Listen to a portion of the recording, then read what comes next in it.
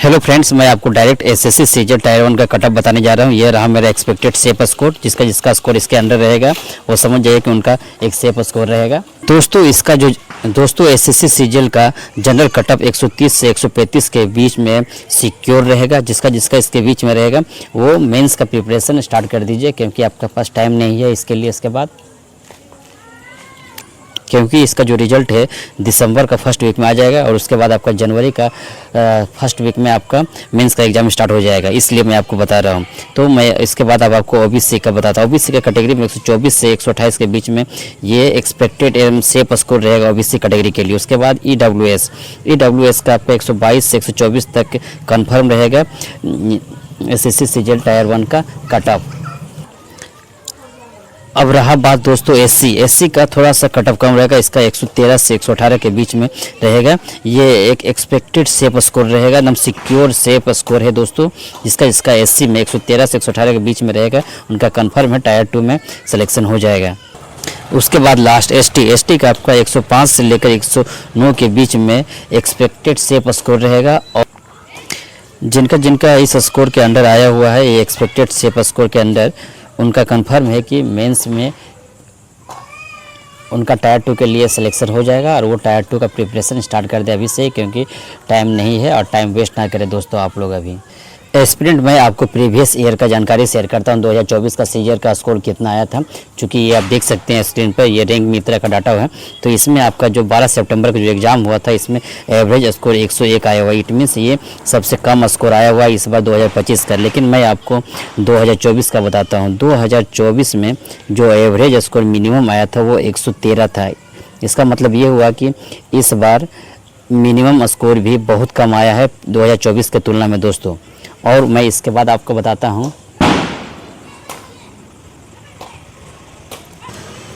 और इसके बाद एस्पिरेंट मैं आपको बताता हूं 14 अक्टूबर का 2025 का जो एग्ज़ाम हुआ है शिफ्ट 2 में, इसमें सबसे हाईएस्ट स्कोर आया है 128।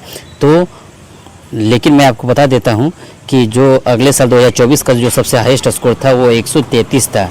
तो 2024 के तुलना में सबसे हाईएस्ट स्कोर भी 128 ही मात्र 2025 का, और इसमें आपका 5 से 6 नंबर कम आया हुआ हाईएस्ट स्कोर भी। तो आप 2024 के तुलना में 2025 का स्कोर देखेंगे तो बहुत कम आया है इस बार।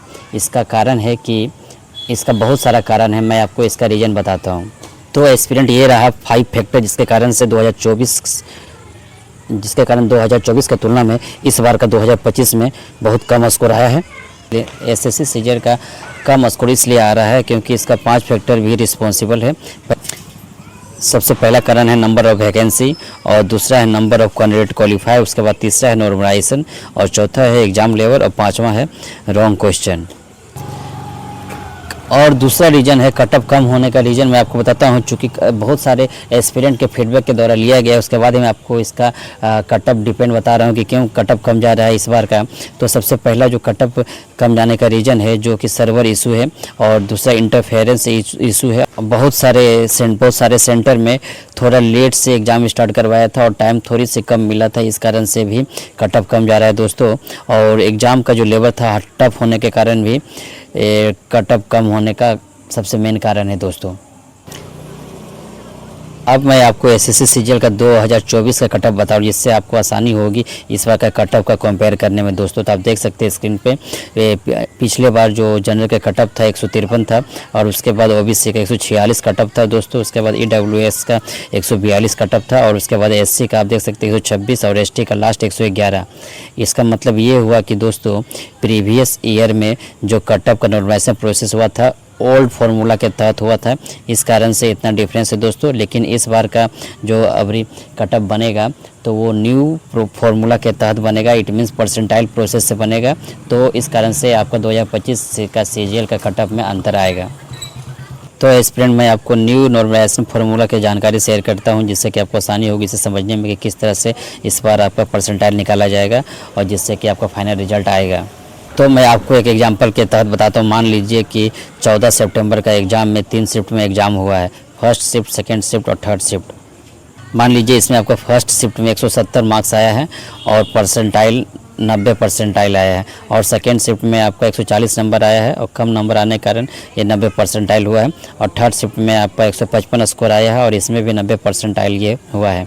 इसका मतलब ये हुआ कि आपका जो सबसे मिनिमम स्कोर वो हार्ड शिफ्ट में काउंट होगा, 140 आपका हार्ड शिफ्ट होगा। उसके बाद जो मीडियम है वो है 155, और उसके बाद जो सबसे हाईएस्ट रहेगा वो रहेगा ईजी शिफ्ट में ये काउंट होगा दोस्तों। तो न्यू फार्मूला में दोस्तों जो तीनों का आपका जो स्कोर है उसको पहले ऐड किया जाएगा, उसके बाद जितना शिफ्ट हुआ उसको उससे डिवाइड किया जाएगा। इट मीन्स 3 शिफ्ट हुआ तो 3 से ये डिवाइड किया गया है, तो टोटल इसका जो आया है आंसर 465 डिवाइडेड बाई 3, तो इसका एवरेज स्कोर आया है दोस्तों 155। तो इसका मतलब ये हुआ कि यही इसका एवरेज स्कोर रहेगा उस शिफ्ट का, और उसके बाद इसी बेस्ड पर आपका परसेंटाइल प्रोसेस से न्यू फार्मूला से आपका नॉर्मलाइजेशन स्कोर निकाला जाएगा। तो इसमें दोस्तों चूँकि कम स्कोर वाला हार्ड शिफ्ट था, और उसके बाद जो सबसे अधिक स्कोर था वो इजी शिफ्ट था, और उसके बाद जो मीडियम स्कोर था वो मीडियम था। तो इस न्यू फार्मूला को इम्प्लीमेंट करने के लिए जो इजी शिफ्ट में सबसे हाईएस्ट स्कोर 170 और इसका जो एवरेज स्कोर आया है 155, तो इससे घटाने के बाद आपका जो स्कोर आया है 15, इट मीन्स आपका 15 स्कोर इसमें लेस किया जाएगा।